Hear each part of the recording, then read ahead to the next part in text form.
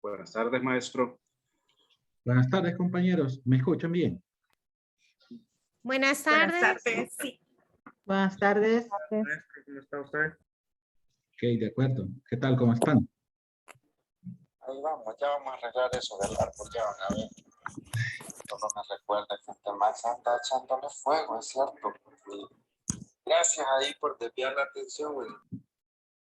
Bien. Bueno, vamos a dar comienzo. Yo no le ando echando fuego a nada. Perdón.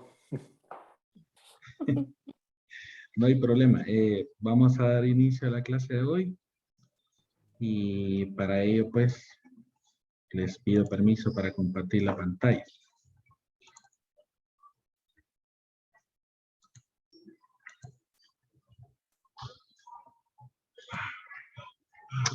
Bueno, compañeros, en la semana anterior hablábamos un poco acerca del control de constitucionalidad, ¿verdad? Ese fue, digamos, el tema principal al cual nos referimos.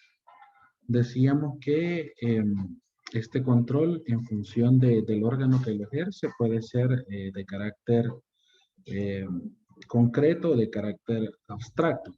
No, perdón, eso es en función de la materia sobre la cual recae. Según el órgano que lo lleva a cabo, se le denomina control concentrado o control difuso, ¿verdad? O en su caso puede haber un control mixto. Decíamos que el control concentrado era aquel en el cual hay un órgano específico que realiza el control de constitucionalidad y que aparte de ese no existe la posibilidad de que órganos infrajurisdiccionales puedan realizar algún tipo de control constitucional. Luego hablábamos sobre el control difuso. Este lo situamos históricamente en Estados Unidos, a partir de Marbury versus Madison, que es la sentencia que da origen a este tipo de control, en el cual sí, digamos, se dispersa o se disgrega la posibilidad de controlar la Constitución a través de todos los órganos que ejercen jurisdicción. Referíamos que en El Salvador existe un control de carácter mixto en este sentido, y, a partir del órgano que lo ejerce. En la medida que ciertamente los órganos de jurisdicción común tienen posibilidad en determinados casos de controlar la constitucionalidad de las leyes que aplican.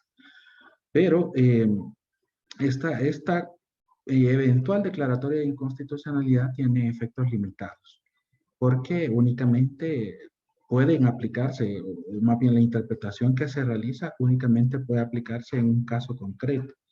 Y ciertamente genera una situación jurídica sólida, digamos, en ese caso, pero no trasciende a más allá. A efecto de que la declaratoria de inconstitucionalidad que se da en el control difuso a través de la inaplicabilidad de las leyes tenga efectos erga omnes, este procedimiento debe activarse. Y bueno, de hecho, la ley de procedimientos constitucionales así lo señala. Una vez que se ha declarado inaplicable determinada norma por considerarse contraria a la Constitución, debe elevarse el caso a la Sala de lo Constitucional, y esta es la que, digamos, tiene la última palabra en tanto se considera supremo intérprete de la Constitución. Entonces, hay un control de constitucionalidad mixta. Esa es como la idea esencial que debe quedarnos muy clara.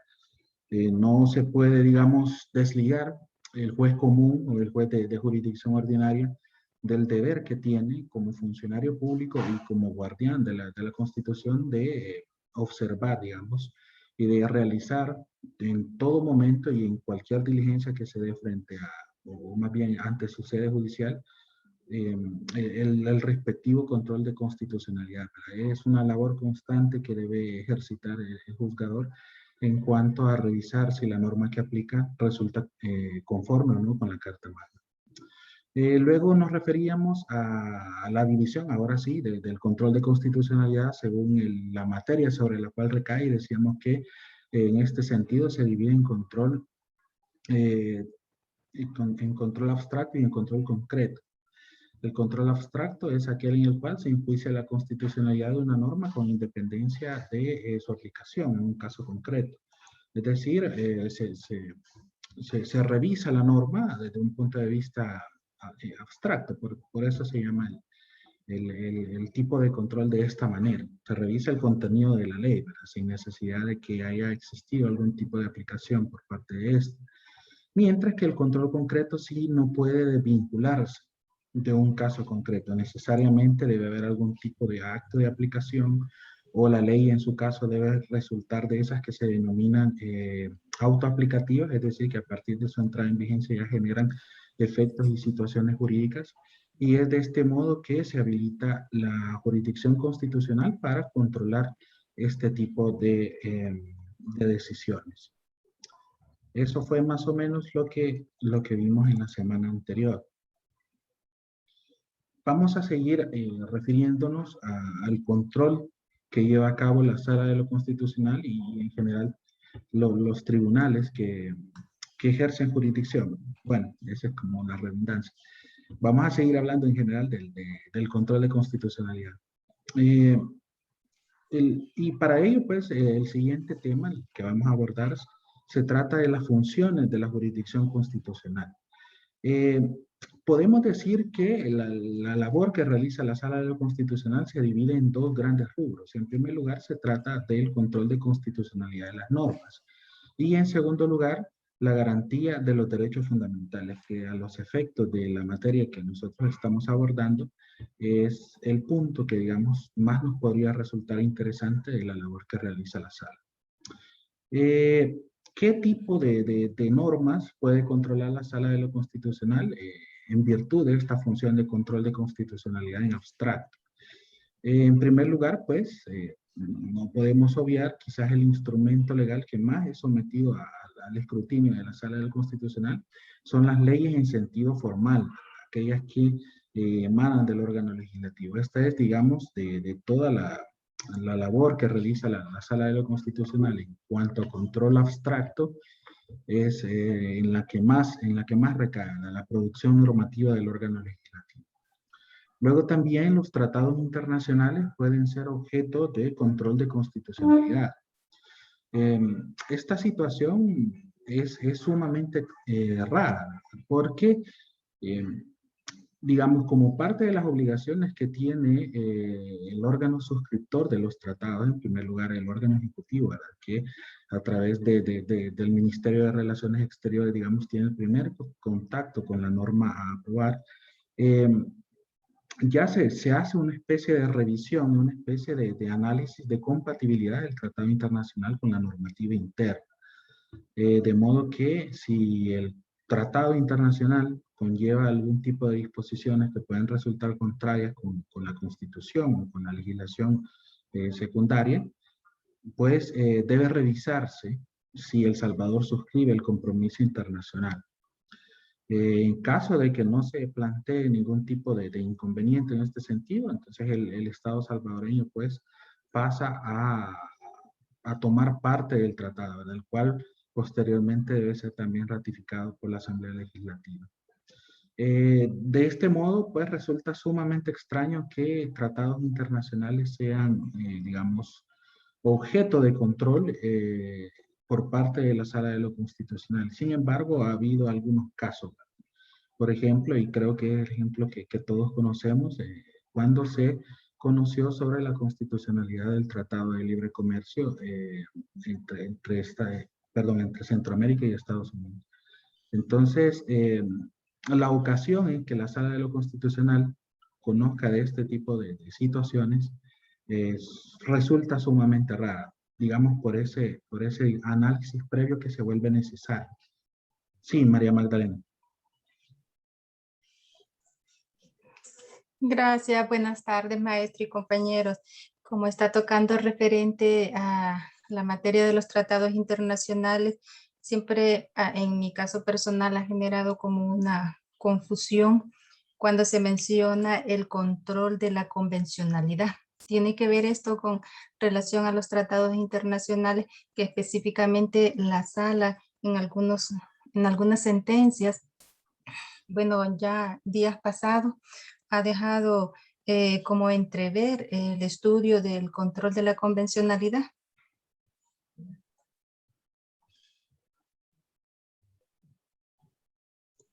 Muchas gracias, perdonen que no lleva el botón de reactivar el audio. Debemos, digamos, hacer una distinción entre lo que estamos tocando ahorita, ¿verdad? Que es el tema de control de constitucionalidad, con el no menos importante control de convencionalidad. El control de constitucionalidad se refiere a la revisión que debe realizarse de toda fuente normativa en cuanto al contenido de la misma y determinar si éste resulta compatible con la Constitución de la República.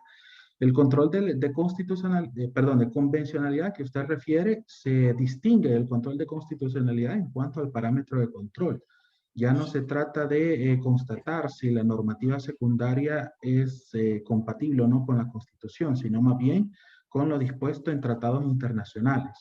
Esto resulta muy importante porque, como todos conocemos, desde un punto de vista de la jerarquía normativa, un tratado internacional es superior, en este caso a la ley secundaria. Por tanto, hay digamos, una prelación a partir del tratado internacional que vuelve necesario que cualquier producción normativa realizada en el contexto interno resulte también conforme con lo establecido y con los compromisos internacionales adquiridos por El Salvador. Sobre este punto también podemos decir que en algunos países existe el denominado bloque de constitucionalidad, ¿verdad? Y ello implica el hecho de que al momento de realizar este control abstracto también se tome en cuenta el contenido de los compromisos internacionales de ese estado en específico. Es decir, jerárquicamente, digamos, se pone en un mismo lugar a la Constitución y al Tratado Internacional.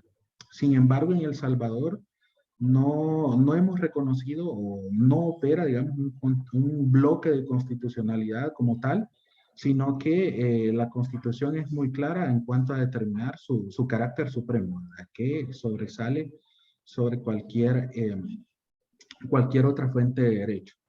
Sin embargo, y es parte del contenido de esta asignatura, pues, revisaremos también lo que ha señalado la jurisprudencia internacional en materia de derechos humanos en torno a aspectos que tienen que ver con la organización y funcionamiento de la familia. Y es donde se da o puede tomar como base en el análisis que realiza, digamos, el Tribunal Constitucional también lo referido en tratados internacionales. Pero digamos, el órgano que realiza el control constitucional está primera y principalmente ligado o condicionado por el contenido de la Constitución. Los tratados internacionales pueden servir como una especie de referencia, como una especie de, digamos, criterios auxiliares para la interpretación de derechos fundamentales, pero lo que prima en todo caso es el contenido constitucional. En suma, podemos decir que los tratados internacionales son una especie de insumo auxiliar para el órgano que ejerce el control constitucional, pero jerárquicamente no debemos olvidar que la Constitución está por encima de cualquier otra fuente de derecho. Bien. Luego, podemos decir también que otro objeto de control de carácter abstracto es aquel que tiene que ver con los decretos de reforma constitucional. Aquí la Constitución es enfática y establece que únicamente este tipo de fuentes de derecho puede ser impugnado, digamos, o revisado por vicios de foro. Es decir, cuando se incumple el procedimiento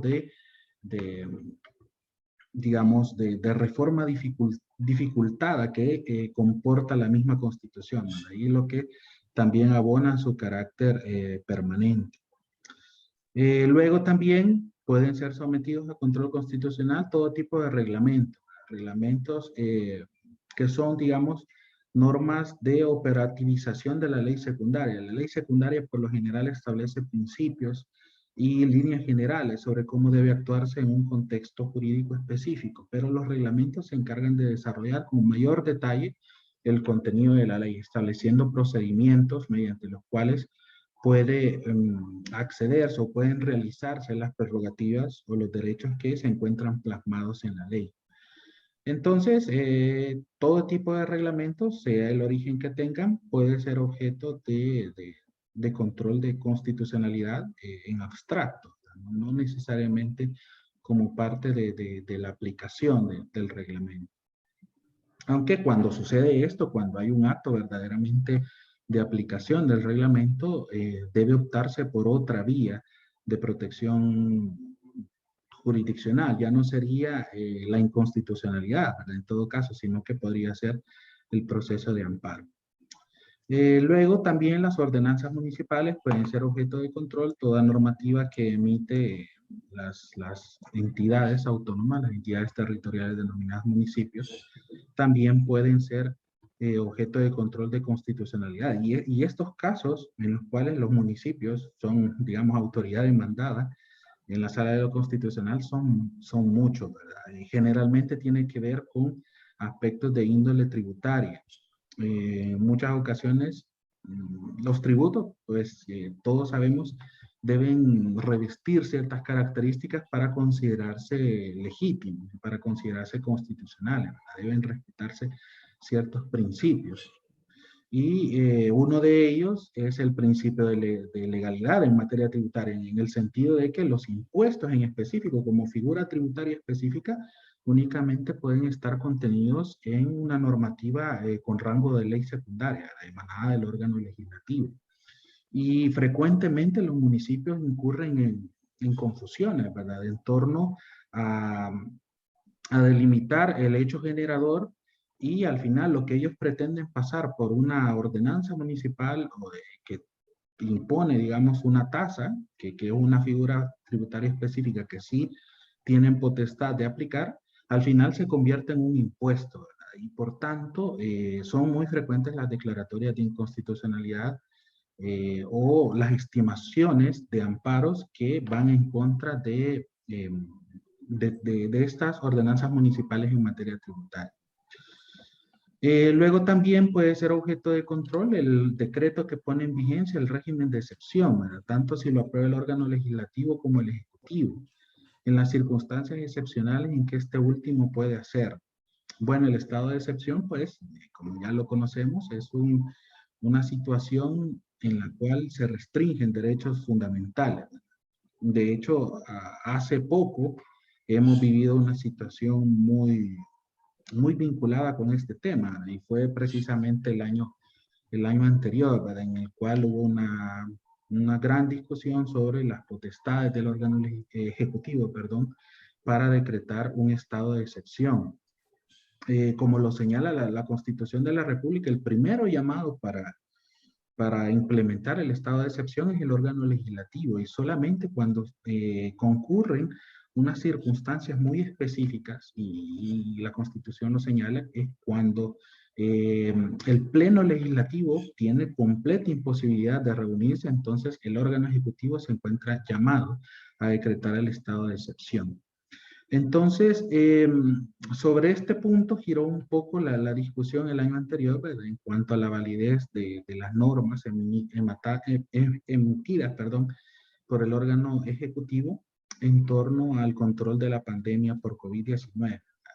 Fue digamos, una discusión muy interesante que se generó el año anterior y creo que no se pudo llegar a una conclusión debido a todos los cambios que vinieron después, ¿verdad?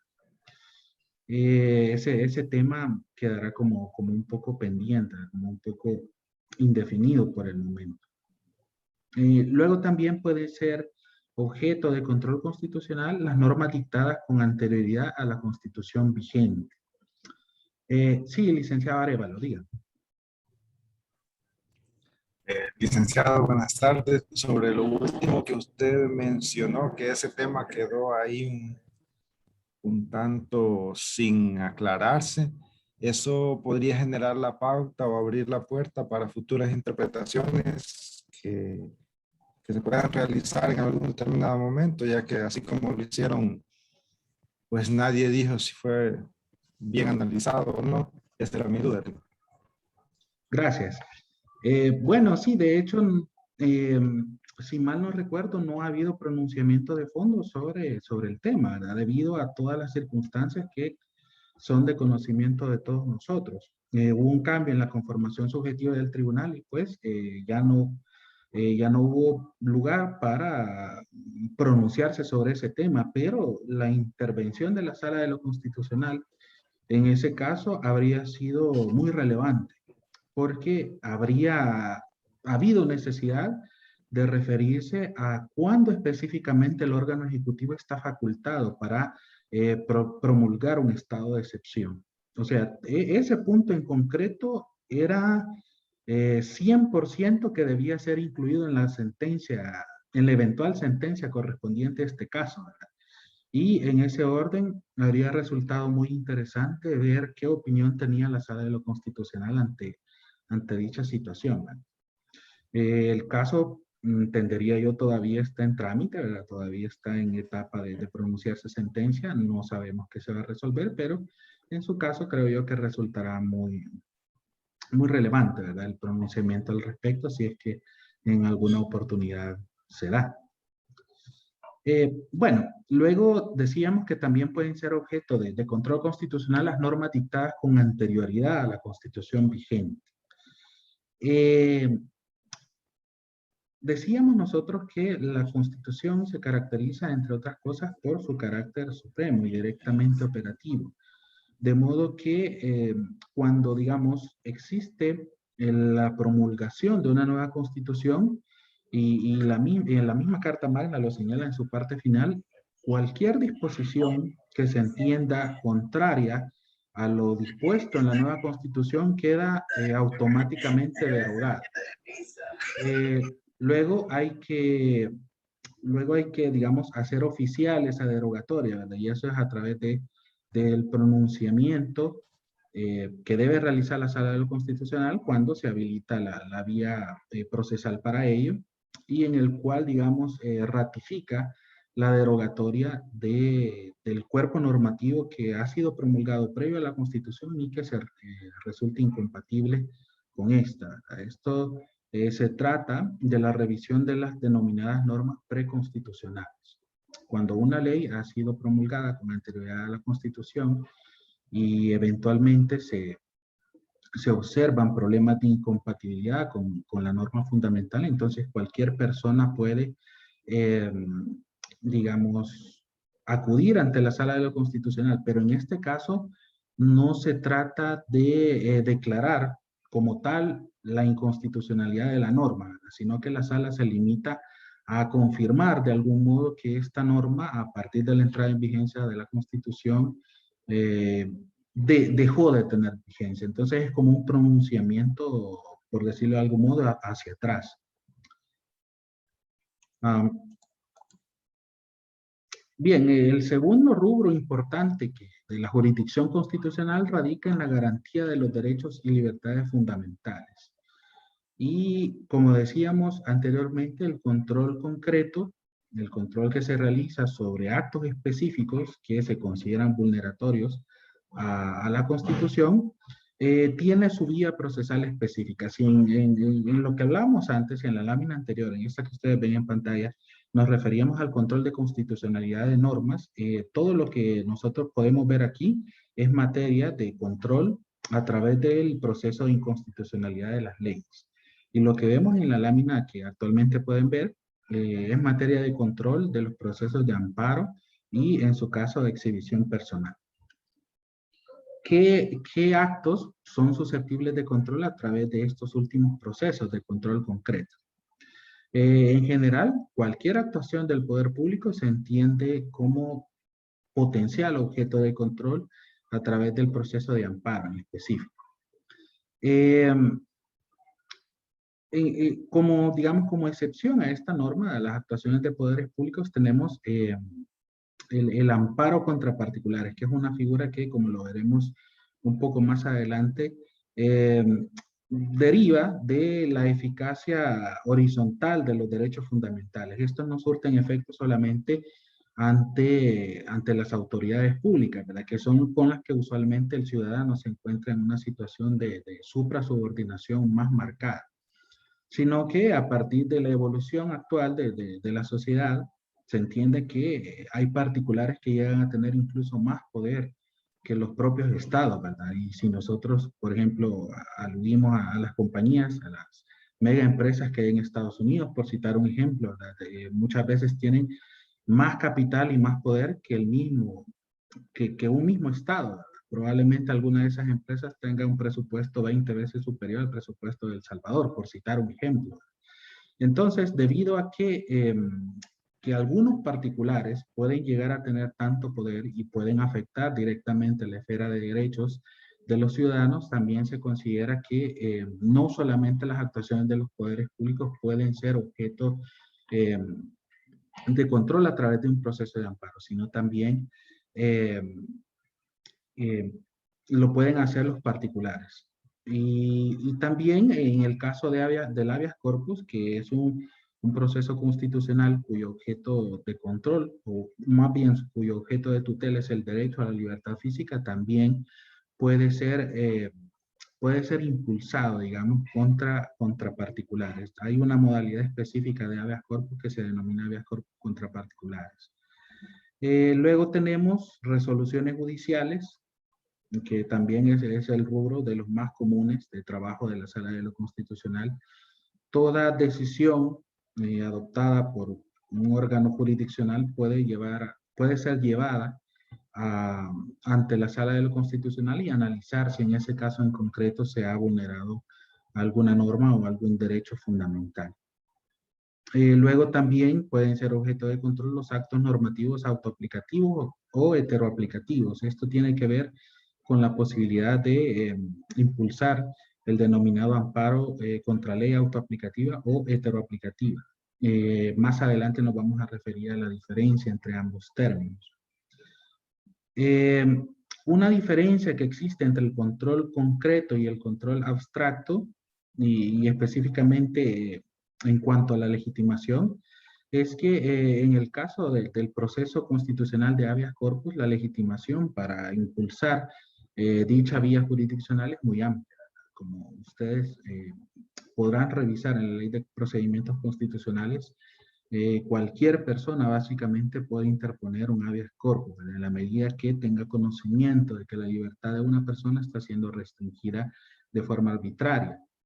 Mientras que en el caso del amparo sí existen ciertas limitaciones al momento de, digamos, que una persona o que un individuo se constituya como titular de un derecho y active la vía jurisdiccional del amparo. Y sí, a la Ley de Procedimientos Constitucionales establece ciertas limitaciones.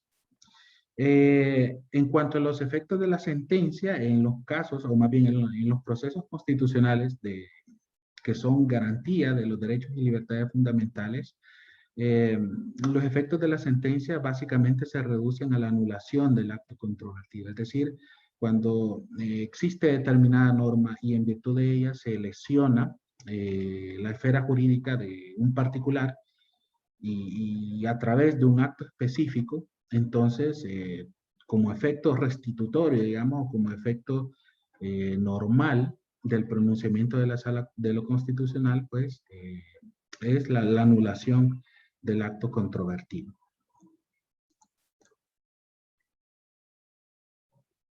Bueno, lo que ustedes ven en pantalla es una especie de resumen sobre la temática, digamos, que tiene que ver con el control de constitucionalidad.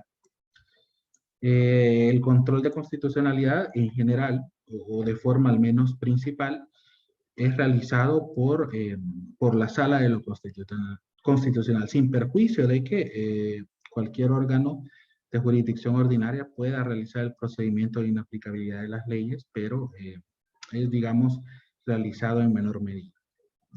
Entonces tenemos que la Sala de lo Constitucional, como tribunal especializado en esta materia, tiene dos funciones principales: la de revisar la constitucionalidad de las normas y la de garantizar a través de su actividad la vigencia plena de los derechos y libertades fundamentales.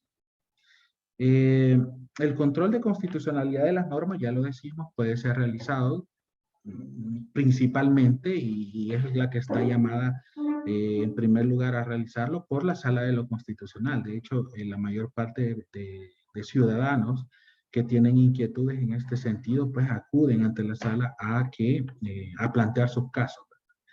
pero ello no es obstáculo para que cualquier otro órgano que ejerza jurisdicción, e incluso hay algunos que no necesariamente se incardinan dentro del órgano judicial. Por ejemplo, el Tribunal Supremo Electoral puede impulsar un procedimiento de inaplicabilidad en materia electoral específicamente.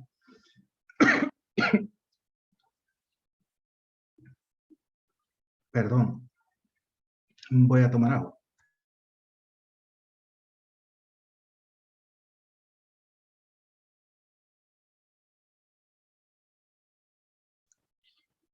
Perdón, compañeros, ahí van a disculpar.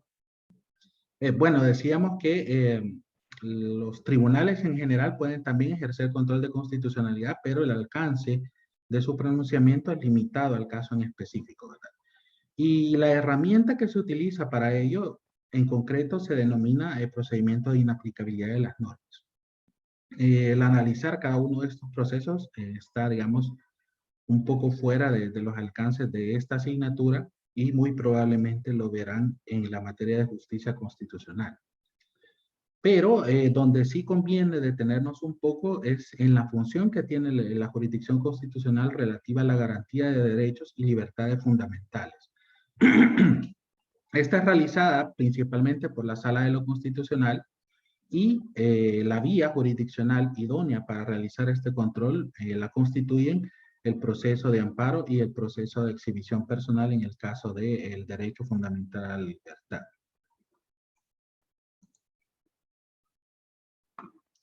Bien, ahora vamos a tocar un tema referido a la interpretación conforme con la Constitución. En general, al momento de referirnos a las posibilidades interpretativas que se dan en el ámbito jurídico, hemos llegado a conocer diversos sistemas de interpretación, ¿verdad? Por ejemplo, la interpretación histórica, que tiene que ver con el contexto dentro del cual se genera o se produce una norma jurídica. La interpretación sistemática que nos llama a no limitarnos al contenido específico de una norma, sino a relacionarla con otras disposiciones del mismo ordenamiento jurídico que permiten en algún modo dotarla de un sentido más claro.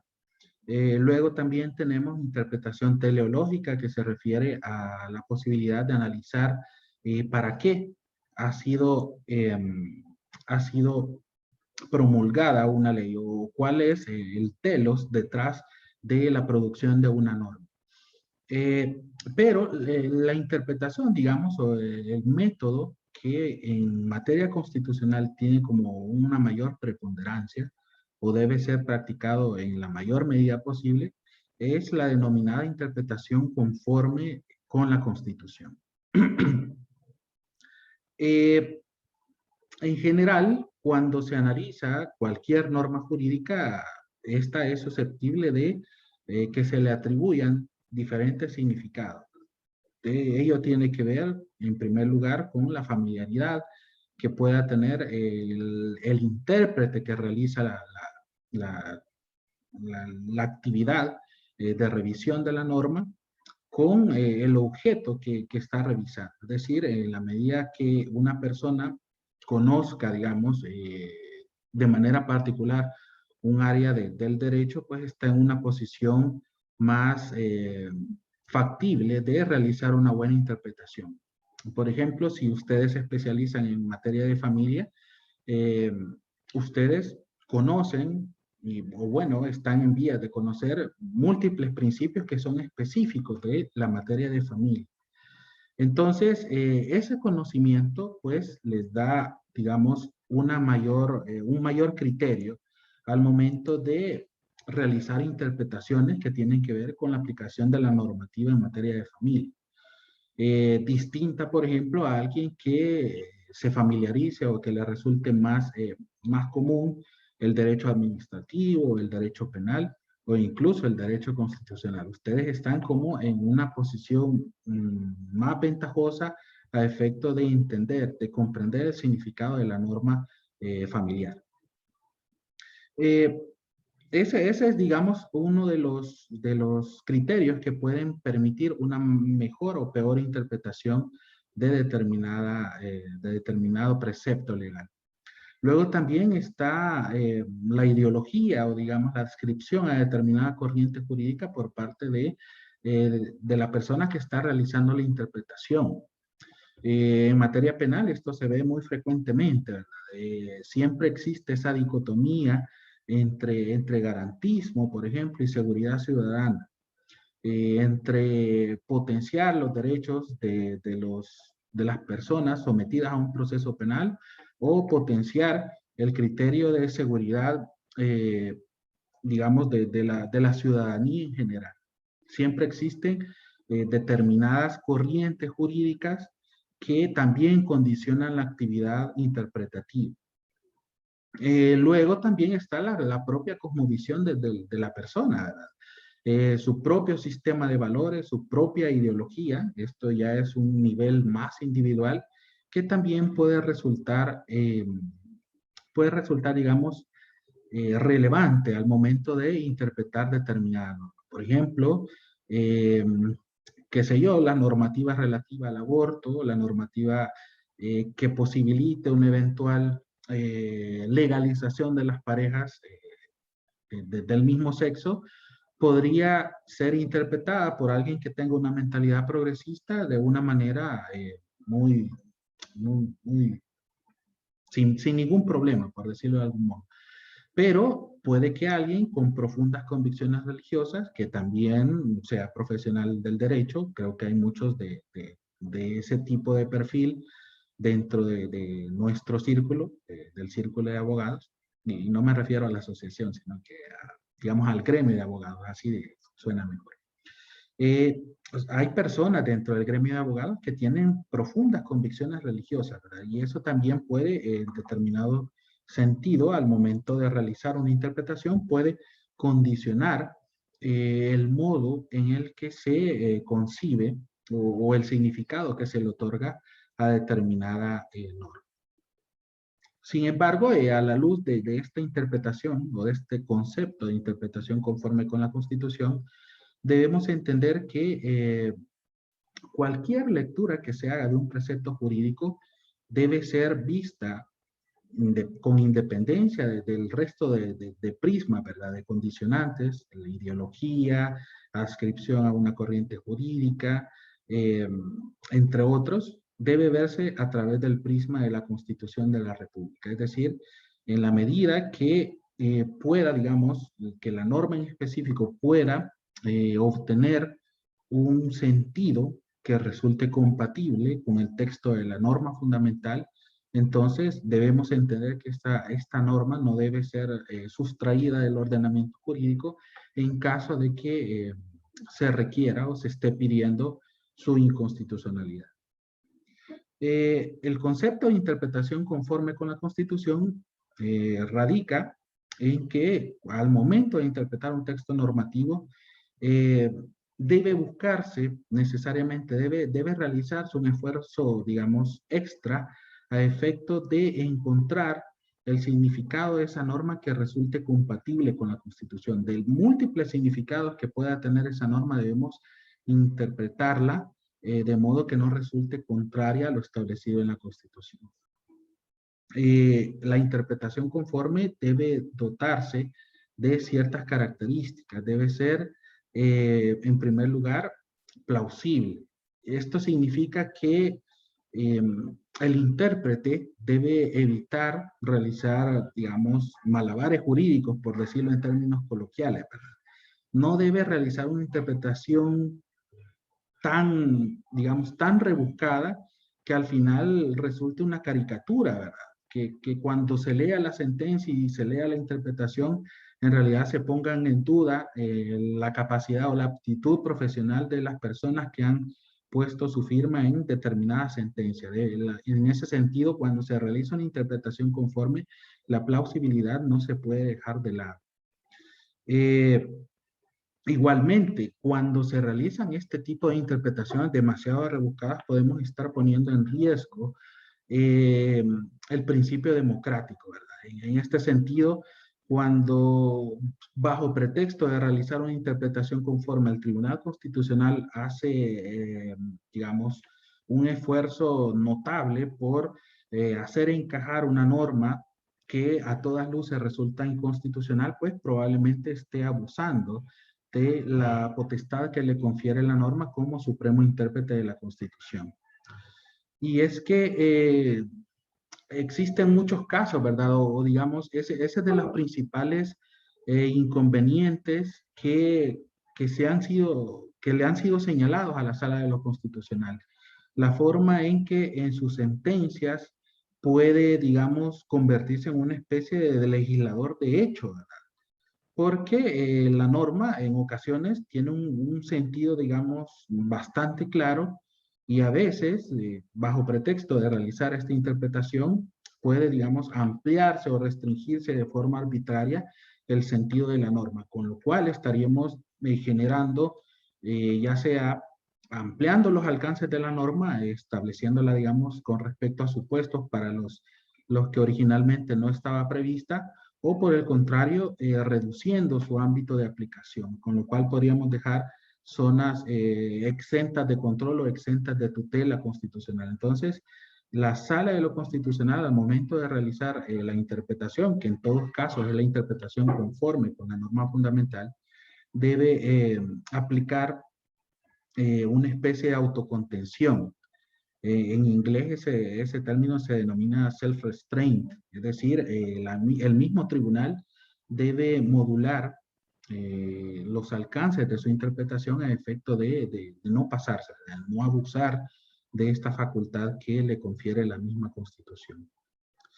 La interpretación conforme es una regla que se aplica al momento en que el Tribunal Constitucional revisa una norma, un caso que ha llegado a su conocimiento. Esto es, digamos, es usual o es parte del procedimiento de resolución de un caso en sede constitucional, el aplicar el criterio de interpretación conforme. Y como ustedes pueden ver en la lámina, este se enuncia de la siguiente manera. De entre varias interpretaciones plausibles de un precepto, solo son legítimas aquellas que se acomoden a las exigencias de la Constitución.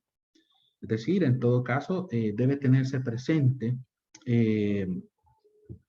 cuál es el contenido de la norma fundamental y realizar la lectura de ese precepto de conformidad con lo que dispone la misma norma fundamental. La interpretación conforme con la Constitución tiene una utilidad primordial, digamos, es la que más resalta de todas las utilidades que se le pueden observar.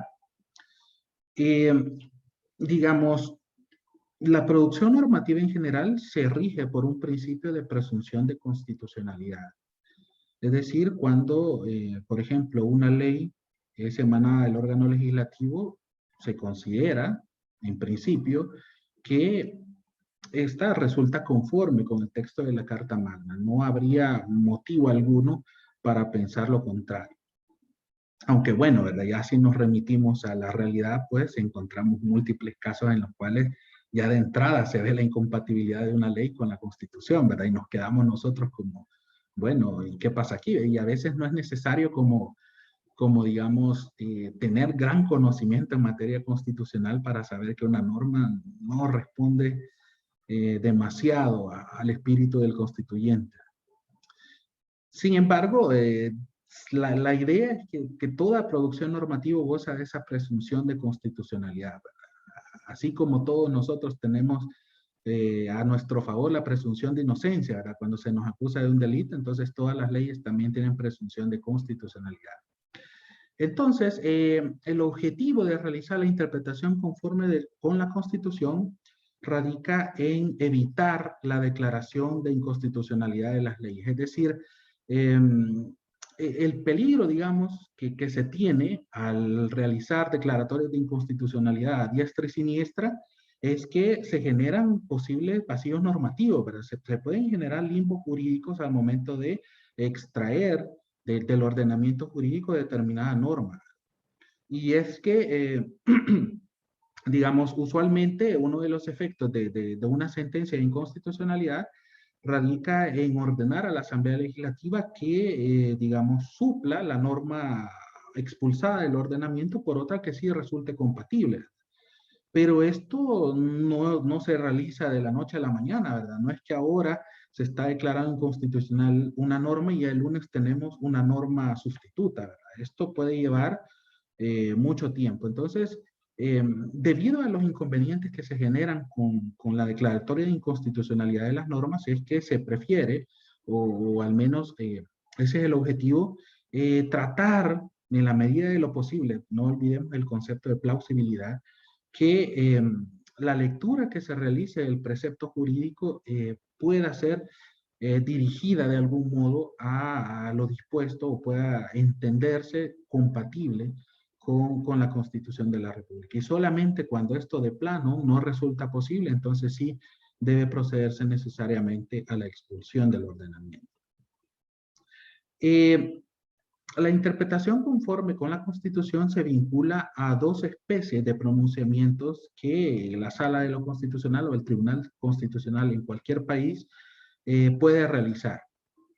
Dentro de los diversos tipos de sentencia que se emiten o que puede emitir el Tribunal Constitucional, hay dos tipos que se refieren o que se vinculan con la interpretación conforme con la Constitución. Estas se denominan, la primera de ellas, sentencias interpretativas y la segunda se denomina sentencias manipulativas.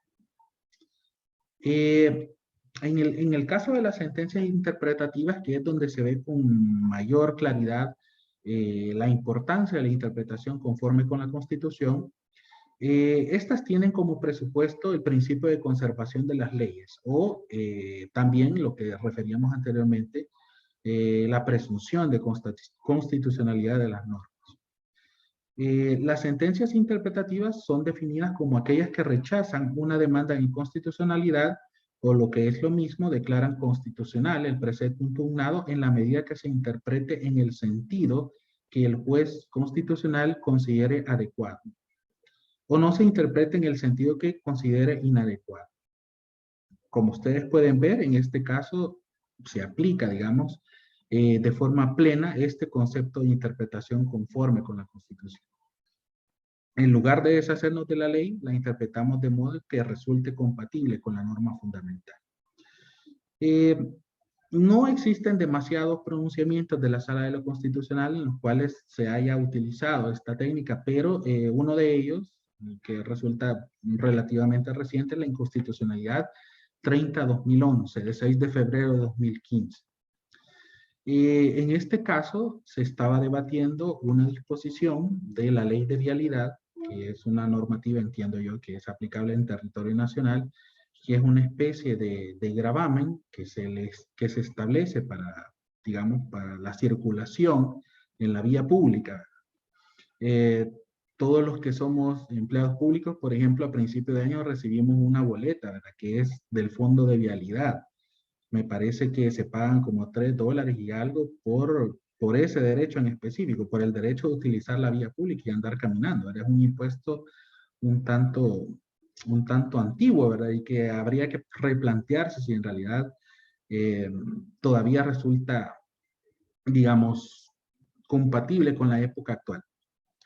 Lo cierto es que esta ley de vialidad en uno de sus artículos establecía que en caso de que la autoridad requiriera a un individuo la constancia de vialidad o la constancia de pago de ese impuesto o de esa contribución, podía, digamos, la autoridad, en caso de que esta persona no portara su constancia de pago, podía aplicarle a premio, y así lo señala esta palabra específica, podía aplicar a premio hasta por 48 horas. Al momento de plantearse la demanda, se establecía que la expresión de apremio podía identificarse con la de apremio corporal y por tanto con la de privación de libertad. Y en ese sentido, dado que el hecho generador de esa privación de libertad sería el no pago de una obligación, podría, digamos, equipararse o podría, digamos, aplicarse a la prohibición de prisión por deuda, ¿verdad?, que está establecida en el artículo 27 de la Constitución. Es decir, se interpretaba a la luz de la demanda de inconstitucionalidad que al posibilitar el apremio corporal por el no pago de este fondo de vialidad, entonces estaríamos ante un caso de prisión por deudas. Entonces, la Sala de lo Constitucional en esta sentencia se refirió, digamos, la esencia del pronunciamiento giró en torno al concepto de apremio. ¿Qué debía entenderse por apremio en este caso? Y la sala determinó que no debía interpretarse como la posibilidad de privar de libertad hasta que una persona pues cumpliera con la obligación del fondo de vialidad, sino que debía entenderse como, digamos, la posibilidad de que la autoridad reconviniera o exhortara de forma seria, digamos, al individuo a efecto de que pagara el fondo de vialidad, pero sin la posibilidad o sin entender que podía ser privado de libertad por el no pago de esta contribución. Entonces, se decidió, digamos, mantener esta disposición de la ley de vialidad y realizando en este caso una interpretación conforme con la Constitución y en específico en torno al concepto de apremio. Así, bueno, otra posibilidad de pronunciamiento de la sala podría haber sido el interpretar el apremio como apremio corporal y entonces entender por configurado la prisión por deuda, ¿verdad? Que está prohibida por el artículo 27 de la Constitución. Al entenderlo de esa manera, pues no habría quedado otra alternativa que expulsar ese precepto del ordenamiento jurídico. Y lo cual habría llevado, como decimos, a un vacío legal en este punto en concreto. De modo que las sentencias interpretativas se tratan de eso, de hallar un sentido de la norma que no se pueda considerar como incompatible con la Constitución. Luego, en cuanto a este tema, están las sentencias manipulativas. Como decíamos, existen múltiples formas, múltiples maneras de interpretar un precepto legal. Están condicionadas tales maneras por múltiples aspectos también, ya hablábamos sobre ello.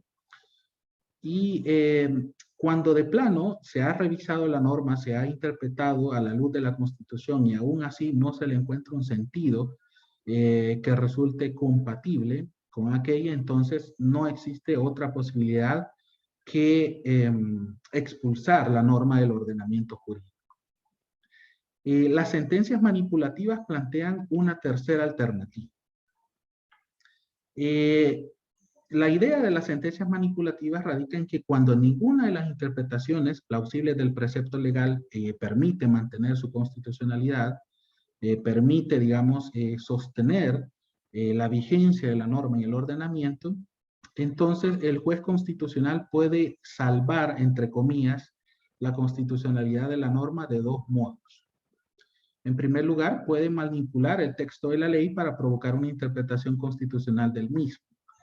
Y esto se refiere a, por ejemplo, anular incisos de un precepto en concreto o anular palabras de la ley a efecto de que con esa, digamos, con esa labor de manipulación normativa pueda la norma alcanzar un estado en el cual se convierta o se torne compatible con la Constitución.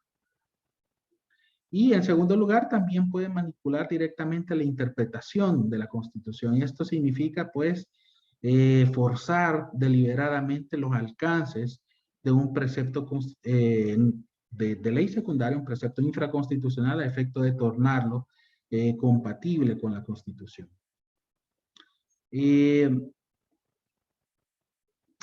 A la fecha, la Sala de lo Constitucional no ha utilizado la técnica de las sentencias manipulativas, es decir, nunca ha llegado al extremo de hacer esta modificación en el texto de la norma.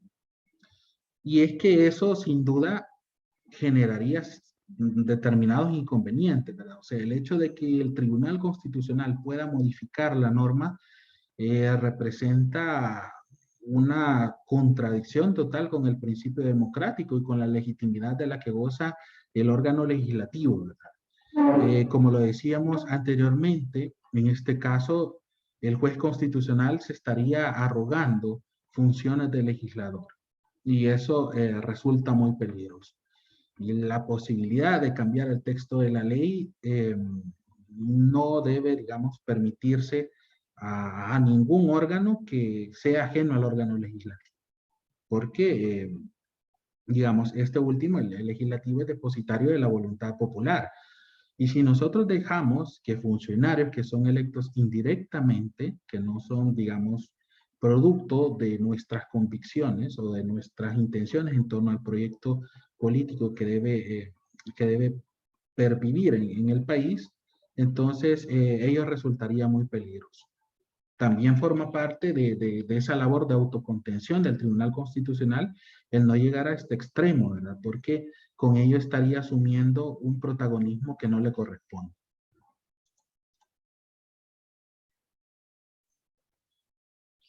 Bien, ahora vamos a hablar brevemente acerca de otro tema que resulta muy interesante en cuanto a la asignatura que estamos impartiendo, y esto tiene que ver con la colisión entre normas constitucionales.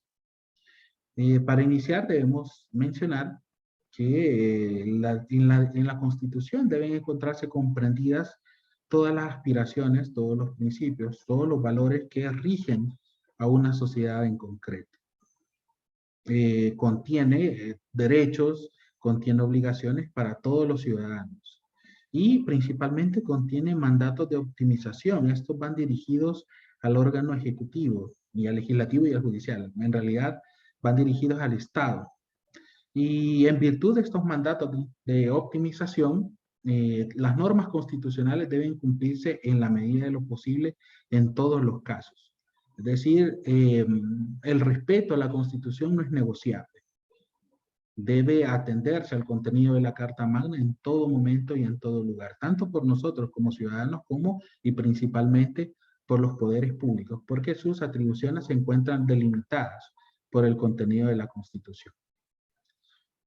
Una consecuencia de entender a la norma fundamental como un todo, como un texto jurídico que contiene mandatos de optimización, es que todas las normas constitucionales se encuentran en igualdad de condiciones en un aspecto jerárquico. Es decir, todos los artículos de la Constitución y los principios y derechos que en ellas se establecen tienen un mismo nivel.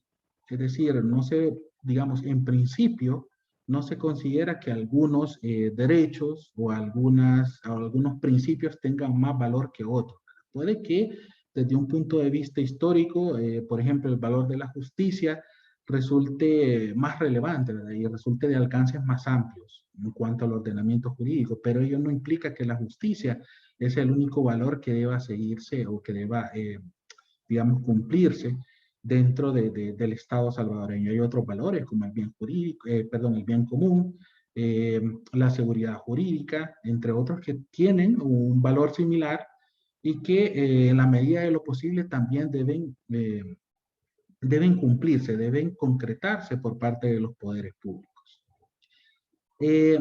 El problema, digamos, de esta equivalencia valorativa de las normas constitucionales es que necesariamente en la práctica existen zonas de conflicto. Hay diversos casos en los cuales hay choque, hay contradicción respecto a qué precepto o a qué derecho fundamental vamos a darle preferencia. Y a ello se denomina colisión entre normas constitucionales. Por ejemplo, y en la lámina citamos algunos casos en los cuales chocan categorías jurídicas en principio equivalentes. En primer lugar tenemos la libertad de expresión versus el derecho al honor. Esto resulta como muy claro. Por una parte, el ciudadano tiene la libertad de expresar sus pensamientos de forma en general libre, digamos, pero el límite de esta prerrogativa está, entre otras cosas, en el derecho al honor de los demás individuos, ¿verdad? Por ejemplo, otra situación en la cual se da una colisión entre derechos es entre la libertad de información y el derecho a la intimidad. La libertad de información, por ejemplo, la reivindican los medios de comunicación, ¿verdad? Es, digamos, el derecho fundamental en torno al cual gira su actividad. el derecho, perdón, a estar informado, a proveer información y a conseguir información por las fuentes idóneas.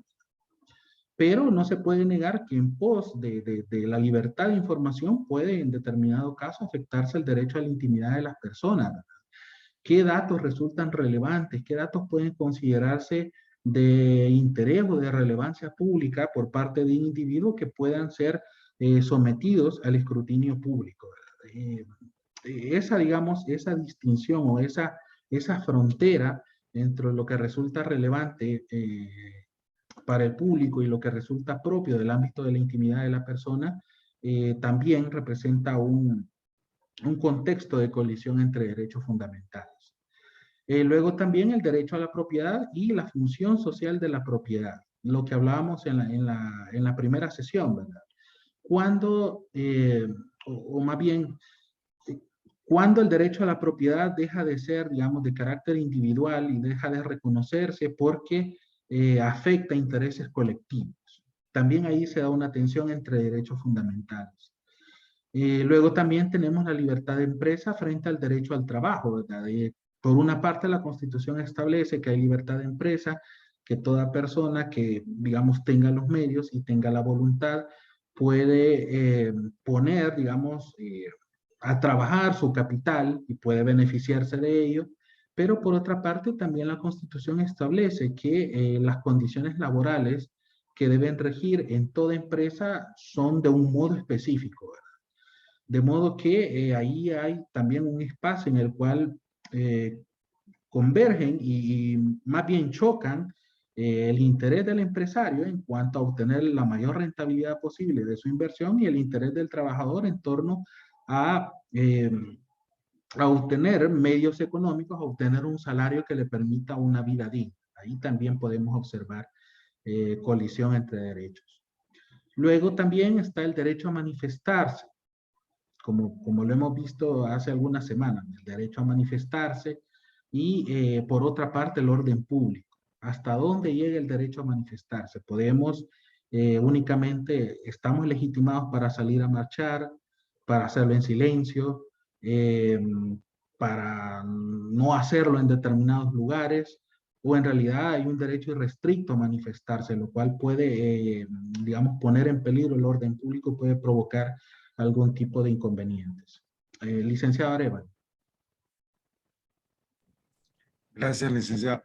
Sobre ese derecho que ha mencionado últimamente, ¿será que en el contexto actual ese derecho pudiese estar en cierta medida en un hilo pendiente ahí, debido a que hay algunas propuestas de ley, por ejemplo, la ley de agentes económicos que se discuten? Incluso se decía que se quería poner algún tipo de pena privativa de libertad para las personas que salieran a marchas. Entonces, hoy por el contexto actual que estamos viviendo, ¿será que en algún momento esos derechos pueden estar en peligro de lo que el constituyente inicialmente planteó en el 83 o no estarían en esa situación? Esa era mi duda. Gracias.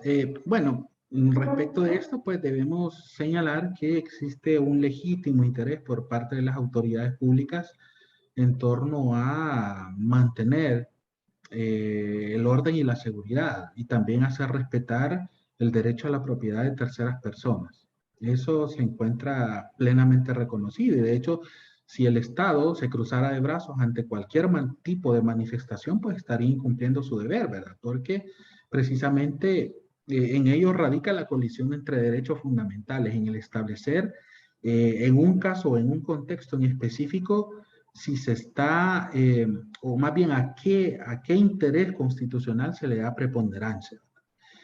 Sí, existe un derecho a manifestarse, pero este llega hasta cierto punto, ¿verdad? Entonces, el analizar si se ha transgredido, digamos, la frontera entre el ejercicio legítimo de un derecho y la afectación a otros intereses, pues en eso radica el análisis que debe hacer, en este caso, la autoridad ante la cual se somete ese conflicto, ¿verdad?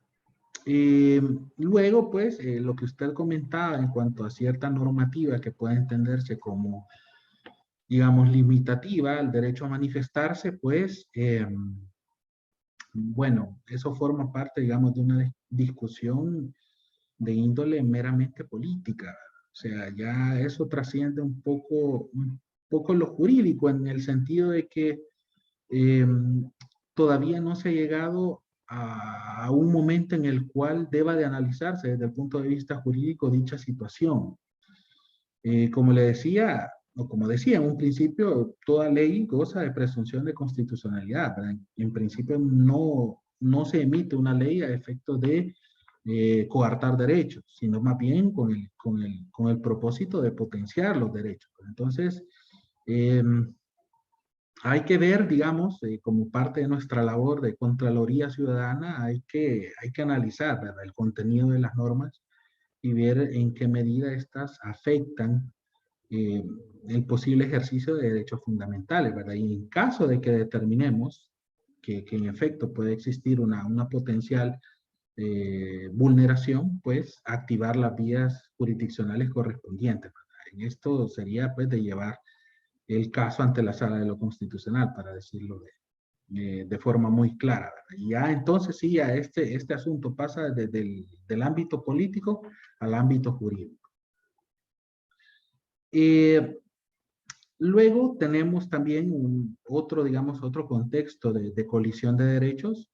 Podríamos encontrarlos entre el derecho a la vida de la madre y el derecho a la vida del no nacido.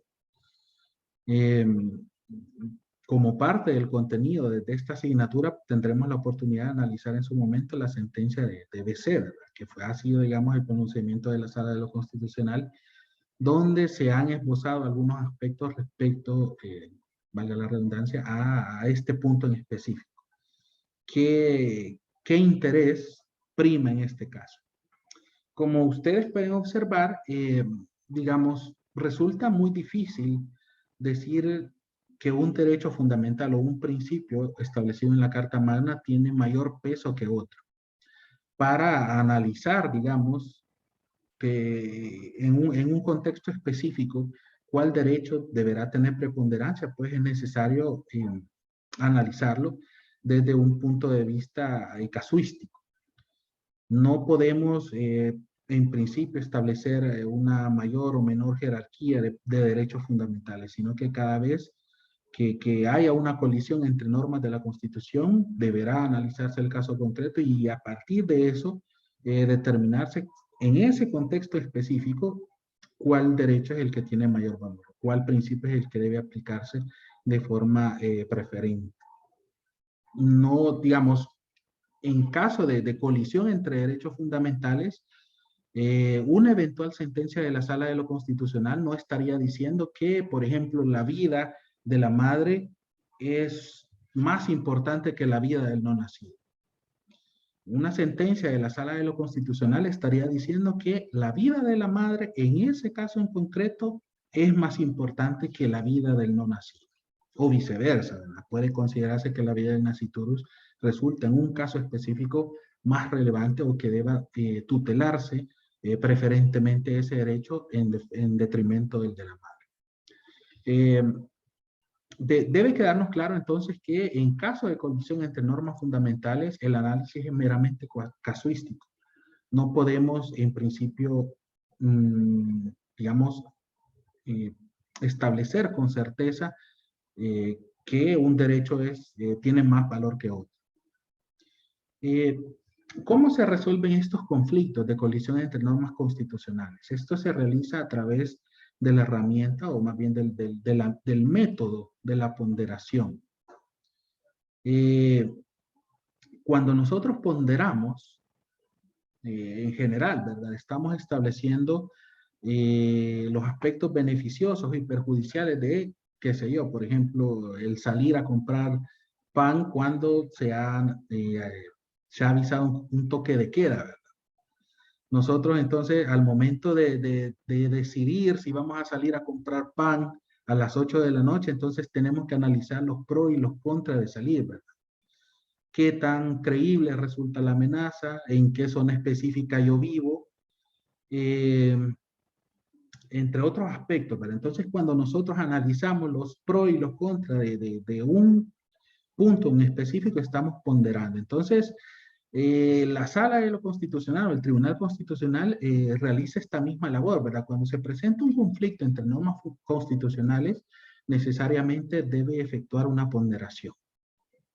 ¿Cuáles son, digamos, los argumentos a favor del predominio de un principio o del principio A? ¿Y cuáles son los argumentos a favor del predominio del principio B? Y luego, a partir de esa ponderación, debe decidir cuáles argumentos tienen más peso y, en consecuencia, emitir un pronunciamiento. Son muy comunes los casos en la jurisdicción constitucional en los cuales se plantean colisiones de derechos y a tal efecto, pues, les traía un ejemplo. El ciudadano Juan Pérez requiere información sobre viajes oficiales del presidente efectuados entre el 1 de junio de 2019 y el 31 de diciembre del mismo año. La Oficina de Información y Respuesta de CAPRES deniega el acceso a tales datos, aduciendo que poner en conocimiento de particulares el itinerario del jefe de Estado pone en peligro la seguridad nacional, pues dicha información puede ser utilizada para planear atentados en su contra. Bueno, les voy a dar un minuto para que lean el supuesto y luego pasamos a responder las preguntas.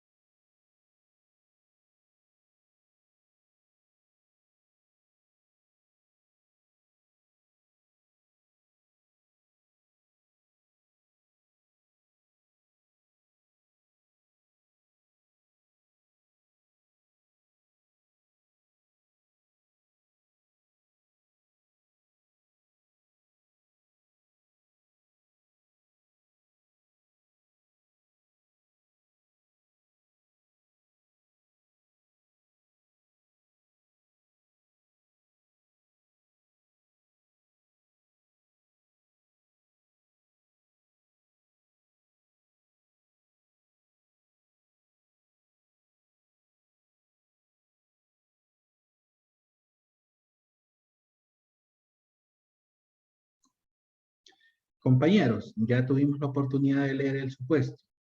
¿Cómo podríamos responder la primera pregunta? ¿Qué derechos o categorías constitucionales entran en juego o se encuentran en conflicto en este caso?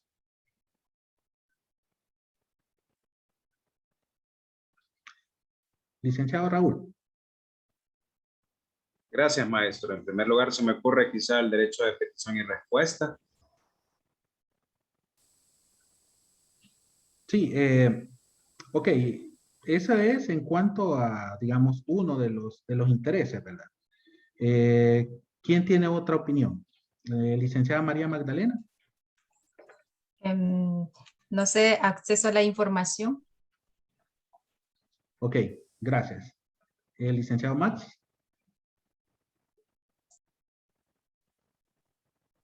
Gracias. Bueno, con respecto al presidente, lo que él está alegando que es por seguridad de él, ¿verdad? Pero en cuanto al ciudadano, lo que a él se le está negando es el acceso a documentarse también, no solo la información y respuesta, sino que también a documentarse. Es como un derecho fundamental que también ha nacido la cual le dio origen a la ley de acceso a la información pública. Gracias. Gracias, licenciado Arévalo. Bien, en este caso considero que sí se dio respuesta a lo que decía la compañera María, ¿verdad? Pero en mi caso considero que un criterio para haber dado esta respuesta, entre los derechos que están en juego es el interés particular del ciudadano Juan Pérez a requerir esa información versus el interés público de la seguridad de un mandatario de Estado. Creo que eso pudiese ser un punto también de vista. Gracias, Lic. Bueno, como ustedes ya bien lo señalaron, por una parte, bueno, sí, licenciada Catherine, dígame. En el caso del presidente, creo que se puede mencionar la seguridad que debida, ¿verdad? Por parte de él, porque es información que quizás sí es parte del Estado, pero a la vez también se puede utilizar para poder atentar contra su vida. Y también es parte de la privacidad.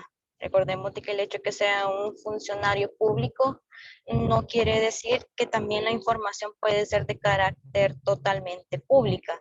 Hay cosas que también se deben de mantener en un espacio privado, por lo mismo. De ahí con respecto al acceso del ciudadano, pues creo que podemos mencionar en el caso de que el derecho a lo que es a la libre información, nada más. Gracias. Gracias a usted, Lee.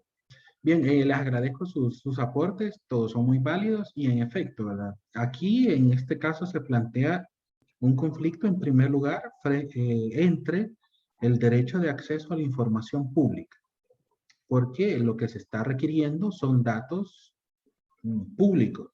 O sea, la agenda, digamos, o los viajes del presidente de la República son viajes, o más bien es información de carácter o que podría catalogarse como de interés público.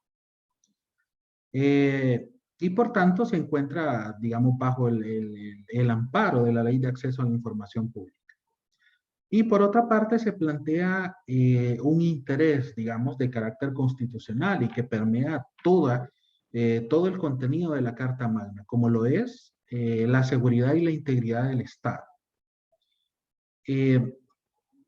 CAPRES, digamos, o Casa Presidencial, en este caso, alega el riesgo que implica digamos, publicar el itinerario que ha seguido el presidente porque este puede sufrir un atentado, pero no se, digamos, no se refiere a la integridad del presidente en tanto persona, ¿verdad? Sino más bien como representante del Estado. Recordemos que el presidente como jefe de Estado, pues, en caso de ausencia, dejaría el Estado acéfalo, ¿verdad? Y ello podría implicar un riesgo para la integridad del Estado. Recordemos que cuando no existe, digamos, una línea de mando, comienza el desorden, comienza la anarquía y eso puede, pues, poner en peligro la misma existencia o al menos generar una situación conflictiva dentro del Estado. Teniendo en cuenta, digamos, los aspectos generales que se han planteado en el supuesto